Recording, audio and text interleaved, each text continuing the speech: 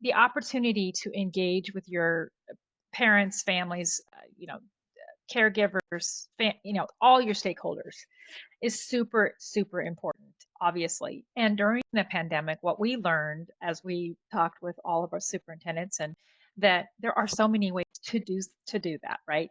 And one of the highlights that we found, and I know in our own district, is that some of the practices that we weren't utilizing, for example, running your IEP meetings on Zoom, or Mm, maybe having your parent teacher conferences or any type of in person meeting, holding those in a variety of ways that you traditionally wouldn't have done, um, carrying those practices over post COVID allows for greater participation, building more trust, etc. So I think any way that you can carry over practices that were learned during the pandemic in a non-traditional in-person setting really increases the ability to build trust and communication with your families. The other thing, and it just kind of lapses over into building your networks, there's communication avenues that we learned during COVID that I think probably some of us who are just connected with others across the United States were probably better at.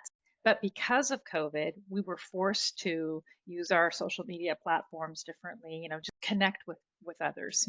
We write mhm. about the sister soups and, there's just other ways. And those those platforms are there so that we can continue our professional learning. So I think you can figure out innovative ways to reach out to your community and engage your partners, engage your stakeholders in ways that maybe we weren't doing before.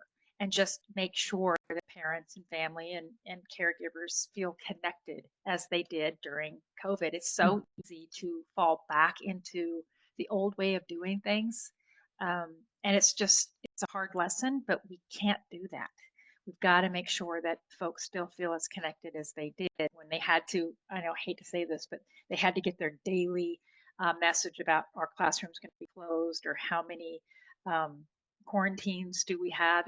That information was so important to get every single day. We've got to figure out ways to make information so important every single day that families are engaged.